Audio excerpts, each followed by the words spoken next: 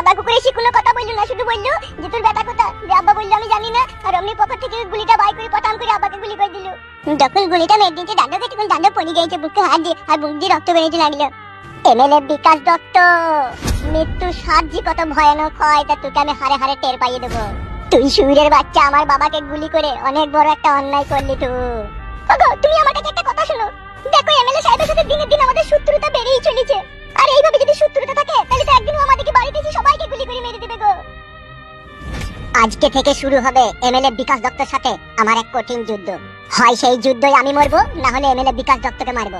ওগো তুমি আমার কাছে একটা কথা শুনবে?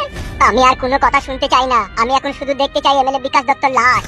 আমার বাবাকে গুলি করেছে একটা, আর আমি ওর বুকে পুরো একদিন খালি করে দিতে চাই।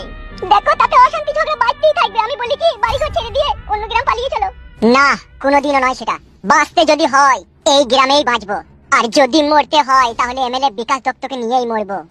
দেখো আব্বা, ঠান্ডা কুকুরকে আগে মারবা, ওই দাদুকে গুলি করে দিয়েছে। ও সুরের বাচ্চাকে তো যেই মাঠে পানি নাই সেই মাঠে লিগিয়ে ওকে ভর ভর ভর ভর করে জবাই করবো, তবেই আমার নাম ফুটো। তোর নাম ফুটো না হয়ে বৈদ্য মামি কইলে আরো ভালো হইতো। ও গাড়িতে চাপা জামাই, ও লরিতে চাপা জামাই, তুই আর কত জ্বালাবি আমাদেরকে? বুড়ি বাপটা যে তোর মইতে বসেছে সেইদিকে কোনো হুঁশ আছে? ও ফাটা কুকুর বেটা, চোখ দুটো তোর গলিয়ে দেব ওইভাবে তাকাইলি আমার পানে। তোর লাগি তোর বাপকে যে গুলি করে দিয়ে গেল ফাটা কুকুর বেটা, তোর কি জানো দয়া মায়া হয় না? হ্যাঁ ফাটা কুকুর বেটা। দেখেছিস বউ, তোর মা খাটি না আমাকে খাটি ভুল বুঝে। এ মা তুই চুপ গালগালাজি করিস না, ও ঠিক ব্যবস্থা করবে। ও কি ব্যবস্থা করবে? ওর সাথে একটু বাদ পড়া, ওর বাপটা মরে গেলে তখন চিতাই লিগে চাপাবে নাকি ও? শাশুড়ি মা, আমার বাপকে গুলি করেছে, শুধু তোমার কষ্ট একাই হয়েছে নাকি আমার কি কষ্ট হয়েছে না? রে তোর কি যে কষ্ট হচ্ছে সে আমি বুঝতে পারছি। তুই এখন চাচ্ছিস যে তোর বাপটা মরে যাবে আর বাড়ি ঘরগুলো জমি জায়গাগুলো নিয়ে তখন বসে বসে রামরাজ্য করে খাবি। ও তুমি বকো না তোমরা, তুমি যা বুঝো না তাহলে বকো না, ঠিক আছে? ও ফাটা কুকুর বেটা, তুই যে এমএলএ সাহেবের সাথে শত্রুতা করতে গেলি, তোর বাপকে যে গুলি করে দিল, তোর বাপ যদি মরে যায় তাহলে তো আমি বিধবা হয়ে যাব রে। এ বউ, তোর মাকে মানা কর, তোর মা কথা বুঝে না বানা দুনিয়াতে কিছু। এ মা চুপ না, শান্তি শিষ্টভাবে কথাটা বল না। কি আর শান্তি শিষ্টভাবে কথাটা বলবো? সে জায়গা হসপিটালের বেডে শুয়ে বাপগো মাগো কইছে দাদা, সব হলো এই কাদা কুকুর বেটার জন্য। শাশুড়ি মা, বাবাকে এমএলএ সাহেব গুলি করেছে, তুমি কি মনে করছো আমি খুব সুখে আছি নাকি? আমার এই বুকের ভিতরটা জ্বলছে প্রতিশোধ নিবার লেগে। ঠিকই বলতে কই দাদি, আব্বাও কাঁদছে, আব্বা এমএলএ সাহেবকে মারবে সেটাই মাকে বলছিল। হ্যাঁ রে মা, হ্যাঁ তুই জমাই অনেক দুঃখ পেয়েছে বাবাকে গুলিটা করাতে। দুঃখটা না যে পেয়েছে, কিন্তু দুঃখটা আনার পেছনে তো ওই দায়ী। আমি জানি দুঃখটা আসার পেছনে আমি দায়ী, কিন্তু ভুল তো আমি একবার করেছি বলো, তারপর তো আমি আর কোনো ভুল করিনি। তারপরে ওই খানকি ছেলেরাই সেরকম বাড়িতে টর্চার করে গেছে, এটা আমি মেনে নেবো বলো? আমি এটা মানবো না, আমিও এমএলএ সাহেবকে গুলি করে মারবো। ওই করো গুলি করা করি করো, সবাই মিলে মরো একসাথে। আজকে তুমি তাকে গুলি মারতে যাবা, পরশুদিন সে আমাদের কিছু গুলি মারামারি করবে, ওই কই আমরা একদিন সবাই মরবো দেখবা তোমার লেগে। শাশুড়ি মা, আমি বুঝতে পেরেছি তোমার দুঃখটা। সে আমার বাবা হলেও তোমার স্বামী, আর স্বামীর বুকে গুলি বিঁধলে কোনো স্ত্রী তা সহ্য করতে পারে না। আমি এমএলএ সাহেবকে ছাড়বো না, আমি প্রতিশোধ লুবই, তবেই আমার নাম ফুটো। বাবা এখন কোন হসপিটালে আছে? তোমার বাবা এখন কাটোয়া মহকুমা হসপিটালে ভর্তি হয়ে আছে। বেশ ঠিক আছে, আমি বাবাকে দেখতে চললাম। মা, এখন বাবা কেমন আছে? কেমন এখন? একটু তো শ্বশুর ভালো আছে, বুকে গুলি করেছিল তো গুলিটা বাই করে দেওয়ার পরে একটু বুকে যন্ত্রণাটা একটু করেছে, কিন্তু ডাক্তার ওষুধ দিয়েছে ঠিক হয়ে যাবে বলেছে। তো জামাইও কাঁদছিল, মা বিশাল কাঁদছিল। সেটা আমি বুঝতে পারছি ও কাঁদছিল, কিন্তু ওর কি দরকার মানুষের সাথে এত ঝগড়া ফাসাদ লাগাবার? তুই বল, আমি কি খারাপ কথা বলছি বল? বেশ ঠিক আছে, এটা নিয়ে তুই অত চিন্তা করিস না। তুই এক কাজ কর, তুই শ্বশুরের লেগেছে একটু গরম ভাত আর একটু বাদাম বেটে বেশি নিয়ে যা, সে খাবে বললি ভোগ লেগেছে তার।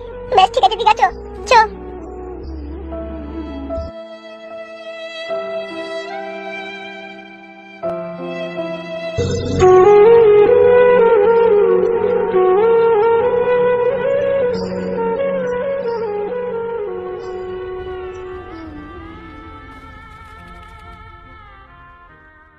আব্বা কে?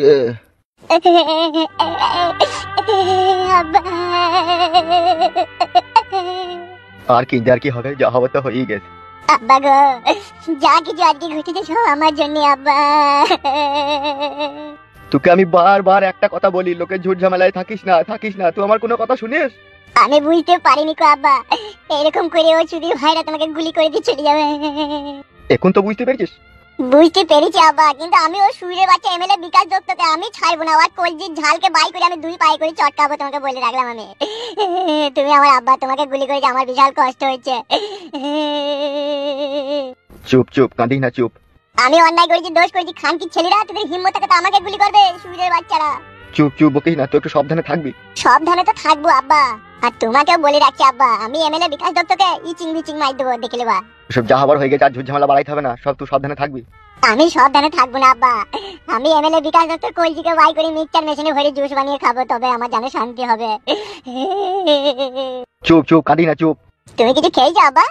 না না, আমি হসপিটালের খাবার খেতে পারি না, গন্ধ করে। তোর মাকে বলেছি তোর বইয়ের হাতে চাইছি ভাত লিয়ে পাঠিয়ে দিবে। আব্বা গো বলি কলা আপেল এনে দেবো, আব্বা খাবা তুমি? না না, কোনো ওইসব জিনিস খাওয়া যাবে না, ডাক্তারে বারণ করেছে। বেশ ঠিক আছে আব্বা, তুমি তাহলে থাকো, আমি সন্ধ্যাবেলায় আবার একবার আসবো তোমাকে দেখতে। হ্যাঁ আব্বা। না না, সন্ধ্যেবেলায় আসতে হবে না, তুই সাবধানে থাকবি, আমি ঠিক ভালো থাকবো, তোকে বারবার আসতে হবে না, ওরা দেখতে পেলে অসুবিধা আছে। অসুবিধা তো এবার হবে শুরু আব্বা। ঝুটঝামেলা করিস না, ঝুটঝামেলা করিস না। ডাক্তার কি বললো আবার, কদিন পর তোমাকে ছাড়বে বললো? এই সেলাইটা শুকিয়ে গেলেই ছেড়ে দেবে। তোমার বিশাল কষ্ট হয়েছে বলো আব্বা, গুলিটা যখন তোমার বুকে ঢুকে গেছে। আমি বাপ, তুই আমার ছেলে, তুই জেনে আমি হাজার কষ্ট সহ্য করবো রে বাপ, কিন্তু তোর কিছু হইলে আমি সহ্য করতে পারবো না, বুঝলি বাপ? সেই জন্য বলছি ওসব ঝুটঝামেলা করিস না, তুই নিজেকে সাবধানে রাখবি, বুঝলি তো? চারিদিকে আমাদের শত্রু এখন বেরিয়ে চলেছে। বেশ ঠিক আছে আব্বা, তুমি বেশি কথা বলো না, তাহলে আমার বুকে যন্ত্রণা করবে। আমি আসছি আব্বা, হ্যাঁ তুমি তাহলে থাকো। বেশ ঠিক আছে, যা।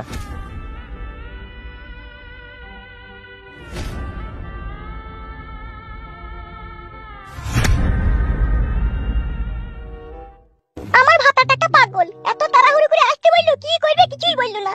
মাকে বললাম না, মা আবার আমার জন্য কি চিন্তা ভাবনা করবে কি জানি। ফোনে বললেই তো পাইতো, এত তাড়াহুড়ো করে ডাকলো কেন ও আমাকে? চলে এসো তুমি? হ্যাঁ চলে এসেছি। কি ব্যাপার, কি এত তাড়াহুড়ো করে আসতে বললে তুমি? তাড়াহুড়ো আবার কি? আমি তোমার স্বামী, তুমি আমার বউ, আমি দেখেছি তুমি এসেছো। কি এমন কাজ আমাকে নিয়ে যে তাড়াহুড়ো করে ডাকতে হলো? একটা বিশেষ গুরুত্বপূর্ণ কাজের জন্য তোমাকে এখানে ডাকা হয়েছে। সেটাই তো জিজ্ঞেস করছি, কাজটা কি? একটা কথা বলবো তোমাকে। একটা কেন, তুমি হাজারটা কথা বলো, আমার কোনো অসুবিধা নেই, তুমি তোমার স্বামী, তুমি বলবে না তো কে বলবে? তাহলে অত যখন ভালোবাসো, অত যখন বিশ্বাস করো, তখন আবার অত চিন্তা কিসে তোমার? শুনো, চিন্তাটা আমাকে নিয়ে নয়, ঠিক আছে? আমি যে বাড়ি থেকে চলে এসেছি, কাউকে কিছু বলে আসিনি, ঠিক আছে? তাহলে আমাকে বাড়িতে ওরা খোঁজাখুঁজি করবে না বলো? সে তোমার অত চিন্তা নাই, আমি ফোন করে শাশুড়ি মাকে বলে দেবো আমার বউ আমার কাছেই আছে। বেশ, সে না হয় বলবে, তা বলো এখন কেন তাড়াহুড়ো করে ডাকলে সেটা বলো। কি হইলো বলো, বুবার মতো চুপ হয়ে গেল কেন তুমি? কি গো, তো হুট কুচাইছো কেন, বলো কেন? বলবো, কিন্তু তার আগে তোমার কাছে একটা কথা জানতে চাই আমি। বলো, কি জানতে চাও? আমি সব বলতে রাজি আছি, বলো। কথাটা হচ্ছে শোনাবো। কি বলো? আমি যদি মরে যাই তোমার কষ্ট হবে? ও মাই, আমার গালে কালি গলায় দড়ি, কি সর্বনাশের কথা বলছি গো, কি কথা বলছো কেন গো তুমি? আমি আর বাঁচতেও পারি, নাও বাঁচতে পারি বউ। কেন, কিসের জন্য? কে তোমাকে মারবে? কার এত বড় হিম্মত, কার এত বড় ক্ষমতা? একমাত্র তুমিই পারো আমাদের দুজনকে বাঁচাইতে। কি হয়েছে বলো তো, আমি কিছু বুঝতে পারছি না তোমার কথা। এই বাড়িতে বেশিক্ষণ থাকা যাবে না, তুমি আমার সাথে এসো। কোথায়? আমার সাথে এসো, আমি সব বলছি।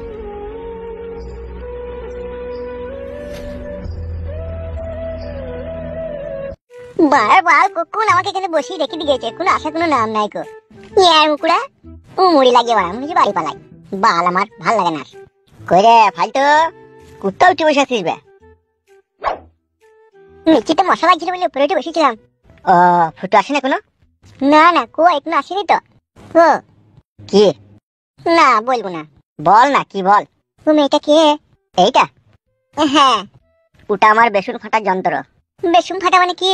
শালো বৈদ্যুর সাধারণ জ্ঞান বুদ্ধি নাই। না নাই কো, সবই আছে। সবই আছে, তা বেসন ফাটা বুঝতে পারছি না কেন বে? তা বললো কি, তাহলে তো বুঝতে পারবা। বে, বেসন ফাটা মানে আমার বউ বে। বুকাচুদা, রাত 9টা 10টার পরে বউয়ের কাছে যখন শুই আমি, দুই ঠ্যাঙের মাঝখানে যখন ভরি যখন মারি ফটাম ফটাম করে রজ ওঠে না, তাকেই বলে বেসন ফাটা বে। মার বাল, আমি মনে হয় বেসন ফাটিনি নাকি, আমি জানি না নাকি বেসন ফাটা কিরকম রজ হয়। ক্যাক ক্যাক করে রজ হয়। ক্যাক ক্যাক করে তো খাট লড়বে, খাট লুজ থাকলে পারে। ওইটাই তো হয়, তুমি আবার বলছো পটাম পটাম করে রজ হয়। ওই জন্যই শালো তোর বউ পালিয়ে গেছে, বেসন খাইতে পারিসনি বলে। আবার তাকাচ্ছিস কি বে? ঠিকই তো বলছি। বেশ ভাই, তোমার কথাই ঠিক না। ওগো, তুমি আমাকে কিসের জন্য এখানে নিয়ে আনলে? তোমাদের আলতু ফালতু কথা শোনার জন্য নাকি? না না, আলতু ফালতু লয়, আমার বন্ধুটা আসুক তারপরে বলছি। কি ব্যাপার, কি রে ফুটো, মন মেজাজ খারাপ কেন?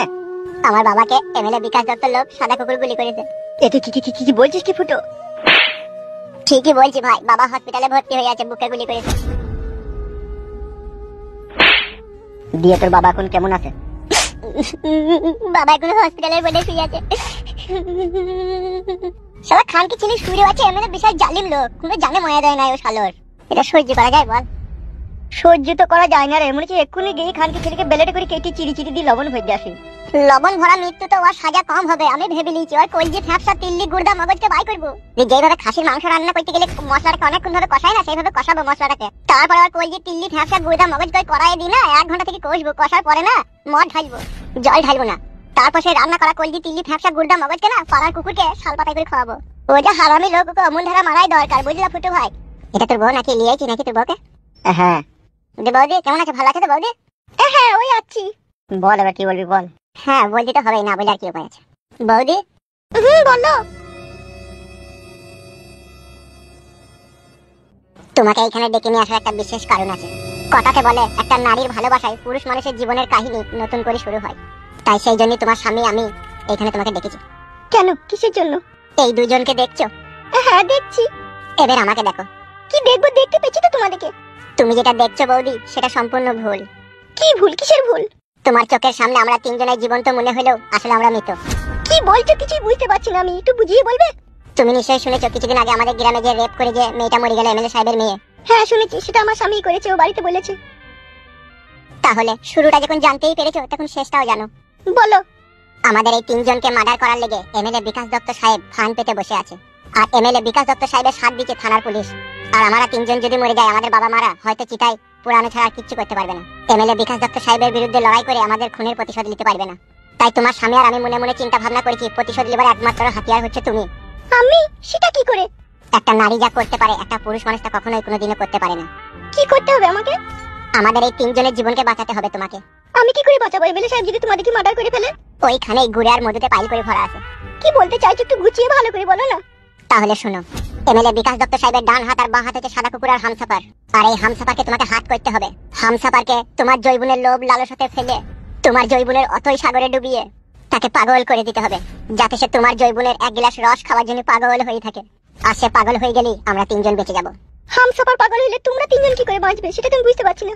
যখন সে তোমার জৈবনের নিশায় থাকা কুকুরের মতো দৌড়ে বেড়াবে তখন তুমি তাকে যা বলবে সে তাই শুনবে। আর একদিন ওকে তুমি তোমার ঘরের ভিতরে ডাকবে, তোমার শরীরের সমস্ত সাজ পোশাক খুলে ফেলে দেবে। তারপরে হামসাপারকে তোমার কোলে বসিয়ে 2 বোতল মদ খাইয়ে দেবে তুমি তাকে। যেমনি হামসাপার 2 বোতল মদ খেয়ে ফেলবে তার মাথা তখন ওলঢোল হয়ে যাবে। আর ওই সময়তে হামসাপার তোমার সাথে যৌন মিলন করার চেষ্টা করবে। আর সেই সময় তুমি তাকে যৌন মিলন করতে দিবে না, তার আগে তার সাথে একটা শর্ত রাখবে তুমি। কি শর্ত রাখবো? সেই সময় তুমি বলবে এমএলএ বিকাশ দত্ত সাহেবের মুন্ডুটাকে কেটে তুমি আমার কাছে নিয়ে আসো, তবে আমার সাথে তোমাকে যৌন মিলন করতে দেবো। সেটা কি সে করবে? পুরুষ মানুষ ওই 5 মিনিটের যৌন মিলন করার জন্য গোটা দুনিয়াকে ভুলে যায়। তাই তোমার কাছে একবার শোয়ার লেগে ওই কাজটা করতে বাধ্য হয়ে যাবে তখন। কি রে, কিছু বল তোর বউকে। কি বলবো, আমার বউ তো জ্ঞানমান মেয়ে, ও সবই তো বুঝতে পারছে নিজের স্বামীকে বাঁচানোর জন্য এটুকু কাজ তোকে করতেই হবে। আর না করো না বৌদি প্লিজ। আমি অবশ্যই চেষ্টা করব তোমাদের তিনজনের প্রাণ বাঁচানোর জন্য। সত্যি ভাই কালো কুকুর, ভাগ্য গুণ একটা বউ পেয়েছিলি রে, এরকম বউয়ের পা ধুয়ে পানি খাওয়া দরকার রে। থাক, ও কথা বললে আমাকে লজ্জা দিও না। সত্যি তোমার মতো মেয়ের কোনো তুলনা হয় না। এখন আমাকে বলো আমি হামসাপারকে কি করে প্রেমের জালে ফাঁসাবো? ওই শুইরের বাচ্চাকে ফাঁসানোর জন্য একটাই রাস্তা খোলা আছে। কি সেই রাস্তা?